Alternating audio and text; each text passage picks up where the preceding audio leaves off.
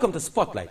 I'm your host, Fitzroy Prendergast. In this week's program, we'll be featuring the founder and CEO of the University College of the Caribbean, Mr. Winston Adams. Welcome to Spotlight. I'm your host, Fitzroy Prendergast, and we've caught up with the founder and president of the University College of the Caribbean, Dr. Winston Adams. Welcome, Dr. Adams. Thank you, Fitzroy. Thanks for coming. Yes, sir. Good to see you. A very busy person, but we finally caught up Indeed. with you. I'm glad for that.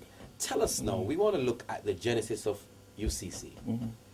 The concept of having a private tertiary institution.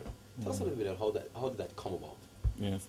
Well, you know, the University College of the Caribbean was formally established in 2004 out of an amalgamation of two predecessor institutions that had been around from 1976 and 1992, namely the Institute of Management and Production, IMP, and the Institute of Management Sciences, IMS. They were amalgamated in 2002 to establish the University College of the Caribbean in 2004. Of course, you know, the University College of the Caribbean prides itself with being the very first university college within the English-speaking Caribbean when it was established in 2004. We certainly believe that higher education it's a critical tool, a critical process for us as a region in terms of increasing our productivity within the region, and of course the intent is to increase access to higher education.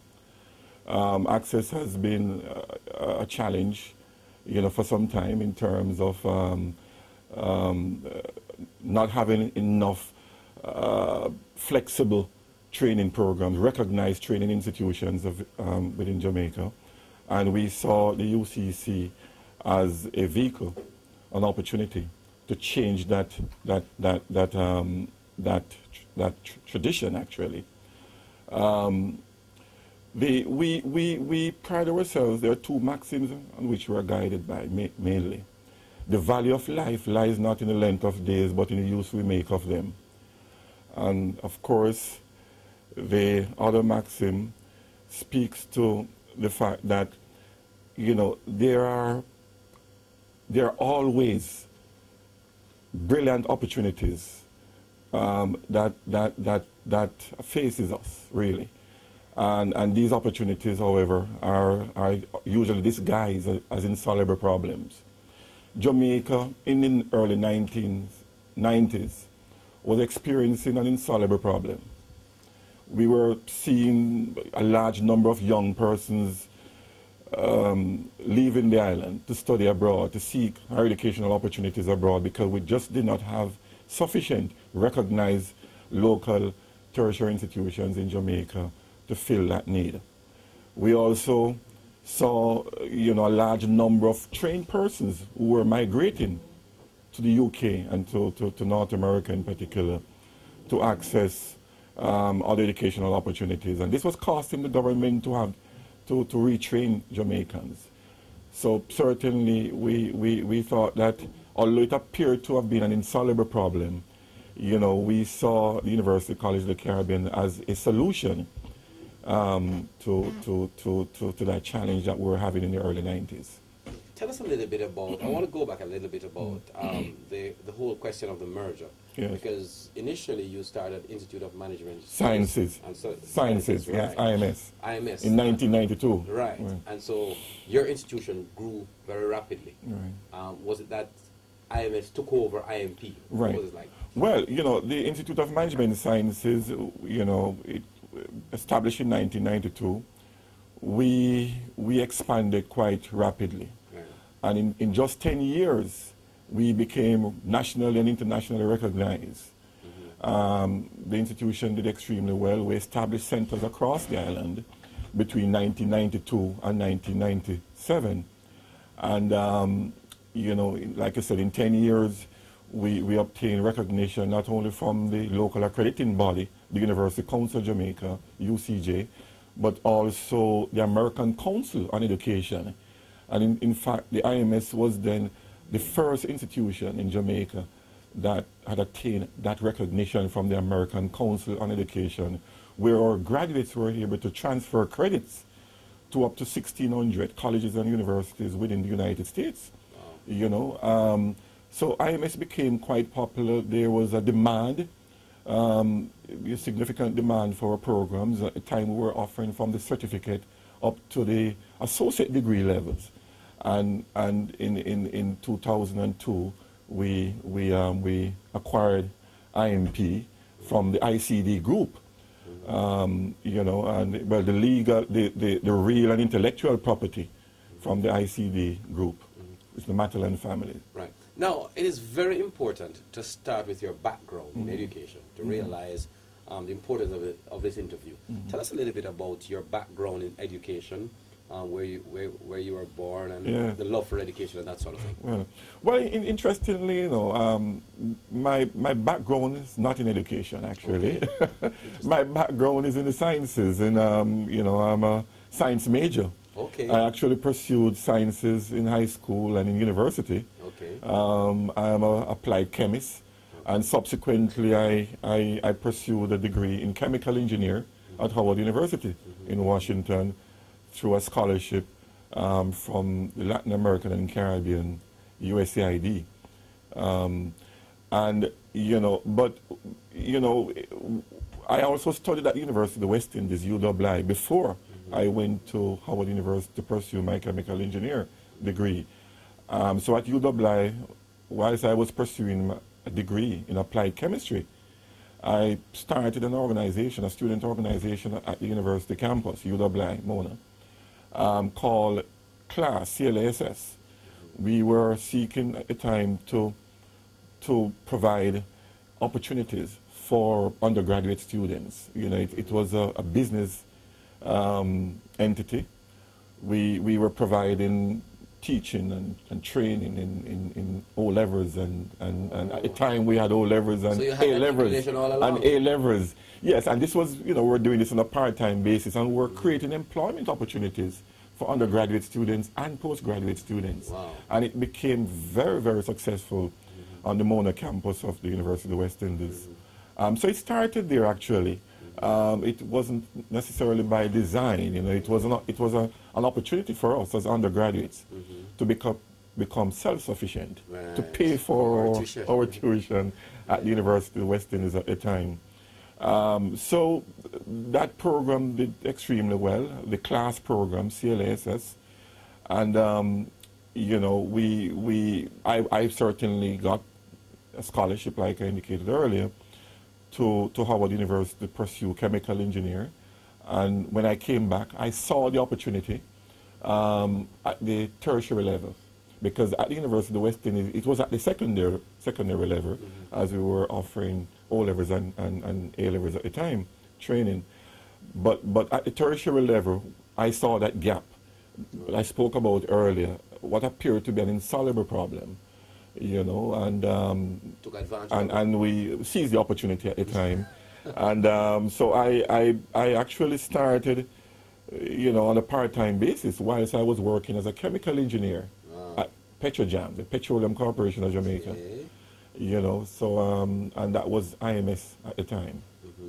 So you started as a part-time, and this continued to grow and grow. Yes. Tell us a little bit about your early life, though. I mean, where were you born? And how your upbringing? Tell us a little bit about that. Well, I am, you know, the fourth child of eight siblings by my father. He was a businessman, a successful businessman in Clarendon. Okay. I attended high school in Clarendon, very technical high school, and you know, my father was in the furniture manufacturing business. And my entire family, my siblings, my older siblings, they were also involved in business. So I actually came from a business background, my mother as well. Okay. You know, there has always been that business acumen and interest in business, as it were. You know, so it's no surprise that I knew that although I pursued the sciences and I studied chemical engineer, and I worked as an engineer for some years at Petrojam, you know, I knew that I was going to be involved in business at some point. Was this something that you wanted to do all along, or there was something particular that turned you in that direction? Not in education, not in higher education. Like I said, you know, it happened just by chance whilst I was an undergraduate student at UWI campus, and it was for survival, as it were. You know, but certainly I recognized that there was a tremendous opportunity to make a difference, even at that time, at the secondary level. And like I said, it became a very successful business venture on the campus. And that for me was a cue to possibilities in terms of providing similar opportunities at the tertiary level, and hence the birth of IMS in 1992. Right. Now talk us through the early days of this institution when you just started as IMS. Yeah. How was it for you? Were you nervous that you would not be able to, you know, see your you know, the things that you wanted to come through, coming through? Well, you know, it was an unknown wilderness that I was embarking on, because, you know, here I was, the business was undercapitalized. You know, I didn't have any funds, actually. I took a bold step, a calculated risk, to establish IMS. We leased facilities on Whole Oak Road. And we decided that, you know, the time was right for us to establish a new training institution, because at the time there was only probably 2 other recognized training institutions, or 3. The College of Hard Science and Technology at the time, CAS, now UTech, and of course UWI. And of course at the time it was also West Indies College. Right. You know, so there wasn't a whole lot of opportunities at the time to provide training for working professionals in particular, because the market that we cater to, IMS, from 1992, has always been working professionals. And the other institutions I mentioned just now, largely, they were catering to full-time persons, full-time students. And in fact, IMP, that we acquired in 2002, came up through the same business model as well. It was established by the Matalan family, the ICD group, back in 1976, to provide training for their own staff who were not able to access education in a convenient and flexible manner through the University of the West Indies or the College of Hard Science and Technology then. You know, so they decided to establish their own training institute, and it became quite popular, and they're opening it up to the entire market. But you know, it certainly for me then, it was a risk that I took, but I knew it was a calculated risk. We recognized that there was a major gap, like I said, in terms of targeting, reaching that market segment, you know, working professionals. And like I said, it became extremely popular, and in just 10 years, you know, we were able to gain international and national recognition and acquired IMP. But the reality is as well, during that time, the financial environment was harsh. I was just about to ask you that. Yes, we interest rates was averaging some 70% at the time. Wow. Interest rates. And we weren't able to get any loans. That was FinSAC. You know. Oh yes, well before FinSAC, actually. We're talking about 1992, or it was during the same period, frankly. But the environment was very, very unfriendly.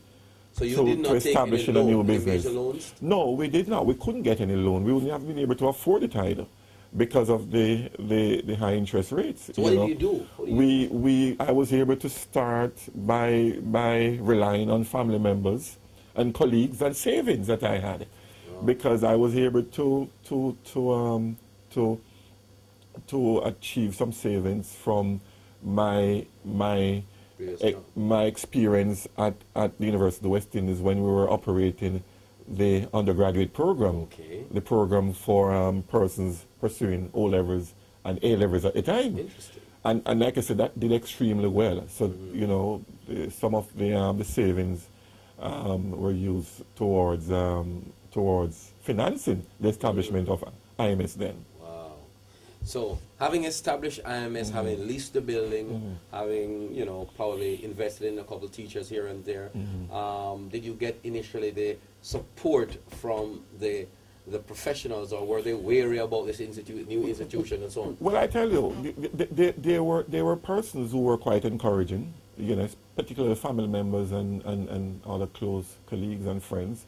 But there were other persons at the University of the West Indies, persons at the College of Arts and Science and Technology at the time, CAS and elsewhere, who were not as positive.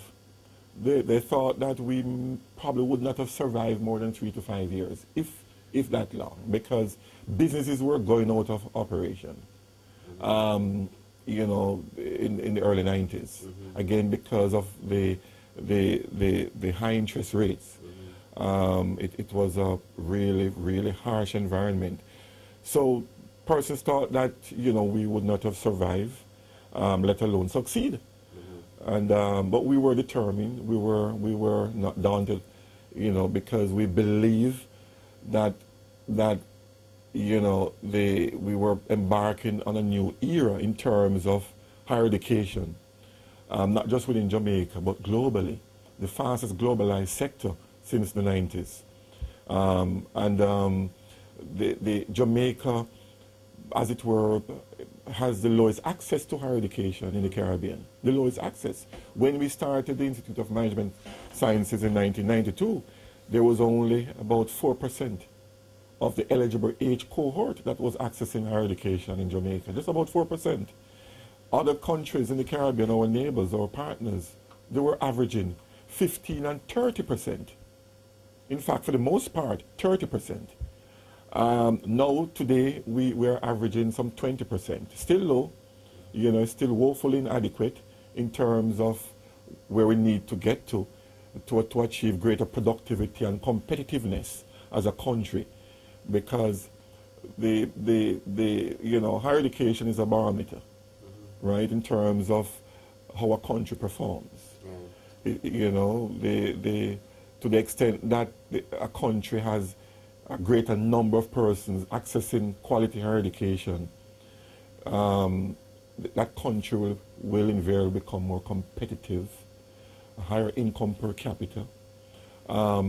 You know, our macroeconomic indicators invariably will do much better. Right now, Jamaica is amongst the least competitive within the region. And there's a reason for that. Because, like I said, we still do not have enough quality higher educational providers or institutions. Which means that there's still room for growth. Oh, absolutely. And we are seizing the opportunity. You know, the UCC, we have embarked on a number of major trailblazing initiatives, and we're excited about it.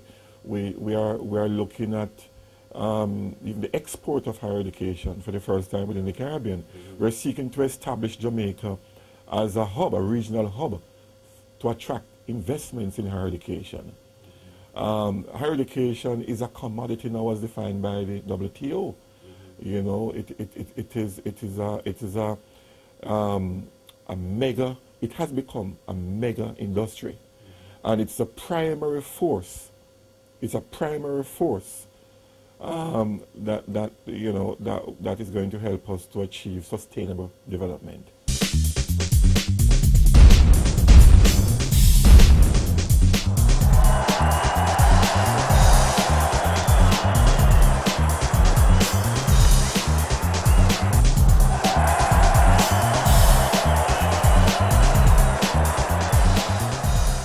Join Cable News and Sports on Mondays at 6:20 p.m.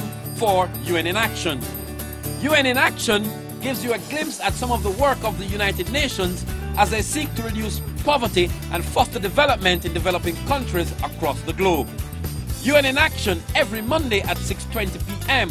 on your News and Sports Authority, Cable News and Sports. Are you having a wedding, a funeral, a graduation, or just about any other function? Then let InFocus Productions provide you with professional video and photographic services from anywhere in the island at the best possible price. InFocus Productions also offer PA system and projector screen rentals. Call us at 949-5326, 949-4331, or 276-7825. So for all your video and photographic services, plus PA system and projector screen rentals, it's InFocus Productions, where your function is in our focus. Every Mondays at 6:05 p.m., Cable News and Sports brings you Inside the World Bank. Get an insight into the mission of the World Bank as they fund some of the world's major projects to assist in economic development. We estimate at the bank that even a mild epidemic will reduce world GDP by 0.7. Inside the World Bank, Mondays at 6:05 p.m. on your News and Sports Authority, Cable News and Sports. Cable News and Sports on Mondays at 6:20 p.m. for UN in Action. UN in Action gives you a glimpse at some of the work of the United Nations as they seek to reduce poverty and foster development in developing countries across the globe. UN in Action every Monday at 6:20 p.m. on your News and Sports Authority, Cable.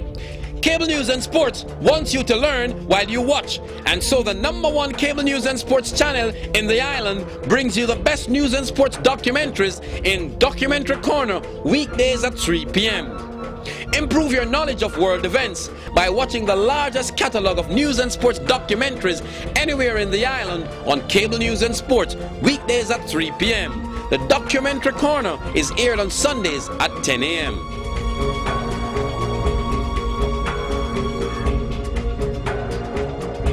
Having a function, seminar, conference, graduation, whatever it is, let InFocus Productions record them for you. Cable News and Sports and sister company InFocus Productions have the full capacity to videotape, edit, and broadcast your events on television.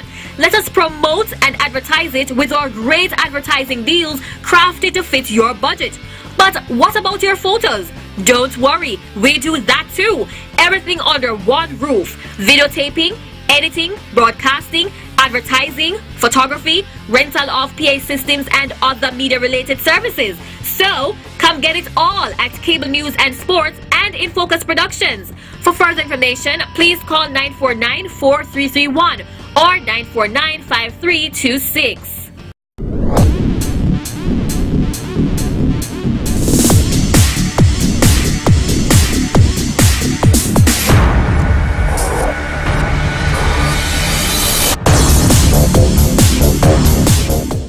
Let's touch you on when you started your thrust into this realm of education. Not only cynicism did you receive, but did you get snubbing from the major institutions? Let's be frank here. Did you get a snubbing from the major institutions? Hey, not this man openly. is not doing these courses are not necessarily good courses and so on. We know what it is. Not openly, but I suspect there may very well have been some detractors. As I alluded to earlier, we're aware that there were one or two detractors who thought that we would not have survived. Because, again, we were unknown. We were just establishing this institution, IMS. Programs would not have been accredited, could not have been accredited at the outset. But, again, we were not daunted, like I said. So I'm sure persons were quite, a little perhaps suspicious as to whether or not we were serious and, because and what happens, our motives were at the time. Exactly. You know what happens in the industry. Some people are very cagey about going to certain universities because they feel that, the quality of the training is not necessarily as good and so on. So, any institution starting up. Right. And at the time, we had the University of West Indies and the College of Hard Science and Technology. They were the two major players, public providers. And you were coming for decades, right? And outside of IMP, IMP was the only other private tertiary institution at the time, recognized private tertiary institution. And of course, IMP, you know, they were established by one of the richest families at the time, the Matelin Group. So, you know, so we were entering into an environment as unknowns. No one knew about us, clearly. You know, I mean, Winston Adams was an unknown and what have you. And so it was a bold and calculated risk we took. It paid off brilliantly. Now, let's look at, I think the game changer probably for you, and you can address it if you will, is the merger between IMP and IMS. Yes. I think that was strategically very important because it solidified your growth and the continued upward mobility of the college. Would you agree with that? Absolutely. That certainly for us was a significant moment for us, that amalgamation and acquisition. And we were quite fortunate, and it was an humbling experience for me personally, because we were up against 5 other reputable institutions that had bid for IMP at the time, including the all established universities and overseas universities that were amongst the potential owners, you know. And we put in a bid. You had more money it took a year. Else. Absolutely not. Absolutely not. We put in a strong bid, clearly, and it took a year. Our business model that we proposed at the time and that we were operating in terms of IMS, the ICD group saw it as consistent with their own objectives and vision for IMP, because they wanted to be assured as well that IMP would not just disappear off the map. And so we operated as IMS IMP for some years, at least 2 years before we established UCC, and we continued to cater to that market segment, largely working professionals, which is what the business model for IMP was since 1976. So we never had any financial resources, obviously. Like I said, we were able to put together some financial resources, including some debt financing as well. We got a small debt financing at the time, but it was largely from families and colleagues and savings as well, in terms of the acquisition of IMP. Right. Now, UCC, the birth of this brand new college. Let's talk about the rebranding for us. You bought IMP, you're now going out on, you're establishing a bigger entity and merging the two. Right. The name UCC, why UCC? Well, you know, University College of the Caribbean, a university college, like I said, we were the first university college in the English-speaking Caribbean. Prior to 2004, there was no other institution that was established as a university college. The concept evolved out of, you know, the Commonwealth, and Canada in particular. A university college, it combines the best attributes of a college and a university, the best of both worlds, as it were. So we are not a college, we are a university college, which means that we operate on the business model where we offer up to a master's degree. We are not able to offer up to the doctoral degree at this point because we're a university college. So we offer from the certificate up to the master's degree levels. And so that was the first of its kind in Jamaica. We were the first institution, first university college, obviously, to have also obtained recognition and accreditation from the local accrediting body, the University Council of Jamaica. That has never happened before in the Caribbean. So we're extremely proud of that. The rebranding, of course, was a major milestone for us. You know, it certainly positioned us, you know, on the hierarchy of higher education, you know, delivery and the sector, you know. and we have continued, we continue to grow since 2002 significantly. I was just about to ask you Yes. that, because I witnessed you having hubs in Ocho-Rios, Yes. Mandeville, Yes. all over the place, Yes. Leaving down Hope Road and coming Yes. up here and establishing. Talk us through all that expansion. Well, we still have our location at Old Hope Road where we started, and we have about 8 to 9 locations across the island now. Tell the viewers. We have a center in Maypen, we have in Mandeville, Ocho-Rios, Montego Bay, and Westmoreland, Savlamar. We have 3 or 4 locations in Kingston. We also have one in Spanish Town now. you don't have any in the east. Not yet at all, not yet. But we're getting there. Tell us about that story. We're actually, establishing partnerships with other institutions throughout Jamaica to establish new satellite centers. But I should also add, since 2002, we have also entered the Eastern Caribbean. Wow. Not only are we operating in Jamaica, we have also established operations in 5 Eastern Caribbean islands. We're talking about Barbados, St. Lucia, Antigua, etc., Grenada, where we have largely students who are pursuing online programs, a hybrid program, face-to-face and online hybrid. So we do have students, it's a pilot program since over the last 5 years.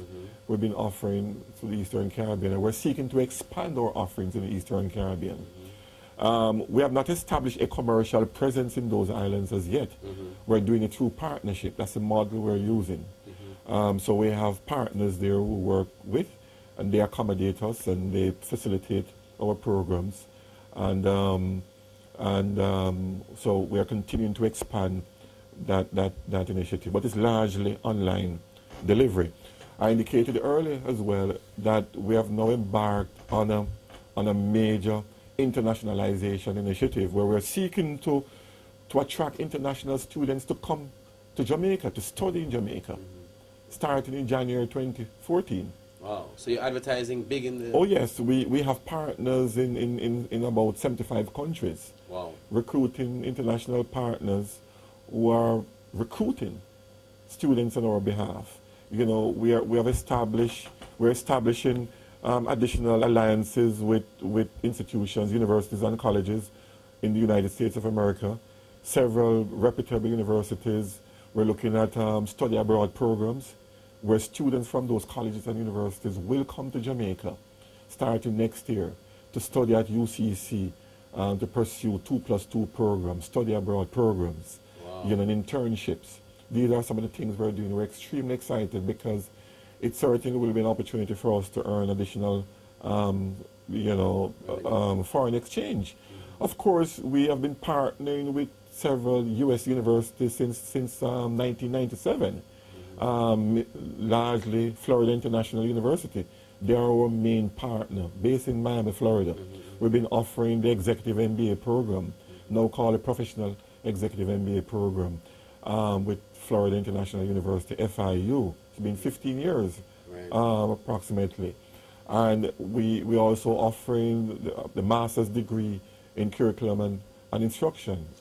Education, we've been offering the Bachelor in Hospitality with FIU, computer science. We have also been partnering with the University of London, the prestigious University of London.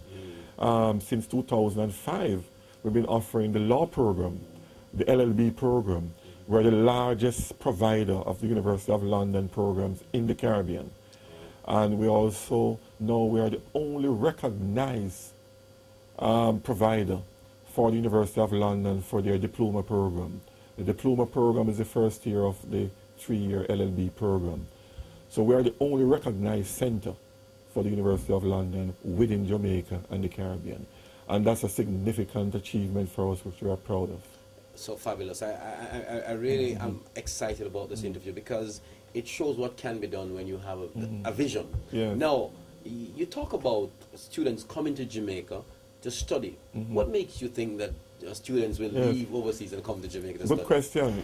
The reality is that Jamaica and the Caribbean is not known as a destination for attracting international students. As you know, the traditional locations are the United States, UK, and Australia.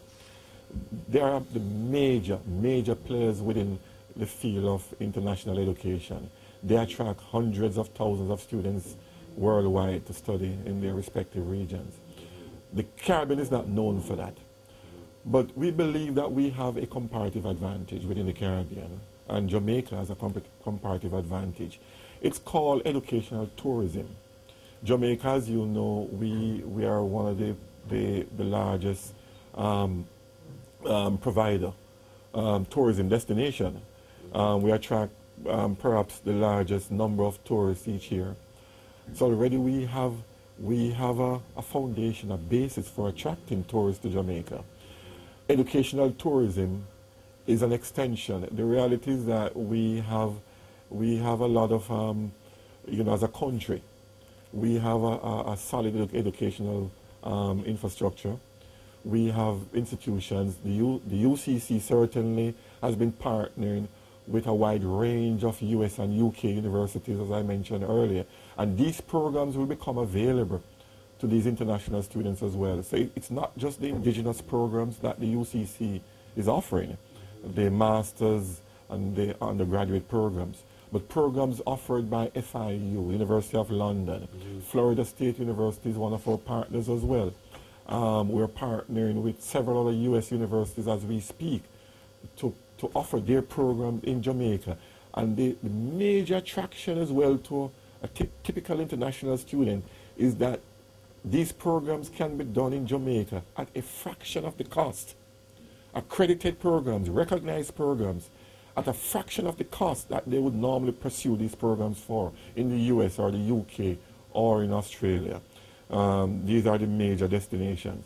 So we see Jamaica as a viable destination to attract international students, and we have been working with JAMPRO, Jamaica Trade and Invest, JTI, to reposition Jamaica as a destination for educational tourism, which we call internationalization. So we're not doing it alone. It's really being approached on a country level. The government is supporting it. The JAMPRO has been working with us for the last 3 to 4 years on this initiative. It's a major national initiative. I want you to talk to me about every successful man has a successful woman beside him. And I want to talk to us about Mrs. Adams and her role in UCC, because I know she's a silent giant person, dealing with the institution. Tell us a little bit about her involvement. Yes. Incidentally, her background is also in the sciences. Really? She studied at the University of West Indies as well. Campus. Well, after I graduated, after we both graduated, but she also is an alumnus, UWI, but she also had done some teaching as well. She has a teaching background also. Okay. And as well, she also has an entrepreneurial background in her family. She's from an entrepreneurial family as well. Well, so we actually, certainly, we were able to, fortunate to have been able to partner, in starting IMS in 1992. She certainly has been a tremendous inspiration, a trailblazer. Yes. And we've been married for almost 20 years. Wow. And we have 2 children, and we are quite blessed in terms of what we have been able to accomplish together for ourselves, our families, and for our colleagues and our community. Now, what sort of role does she play now? She is the Chief Executive Officer, CEO, with responsibility for finance, the areas of finance. Yes, women do very well at and human resource development, yes, HR. Yes. So she's located on another campus in Kingston, but she's certainly quite a trailblazer and a very brilliant lady. Yes. She keeps me humble. Yes. And focus. All right, let's go into now the whole aspect of UCC's programs now. Having established yourself, having become a big boy in the industry, flexing your muscles, Well. right? You acquired this nice area, and now you're doing some magnificent expansion here. Yes, Talk to us about what is it that you want to achieve here, and tell us about what to expect in the near future. Yes. Well, you know, as you're aware, we have embarked on a major physical construction on our main campus for some 3.5 years now. And we're hoping to conclude that project by the end of this year in December. Yeah. We are quite excited about the prospects for higher education and its growth in Jamaica and the Caribbean and worldwide. And it's our single largest investment to date in terms of that construction. It's a state-of-the-art facility where we'll be establishing additional state-of-the-art lecture rooms and facilities, office space and lecture theaters and technology centers and state-of-the-art libraries.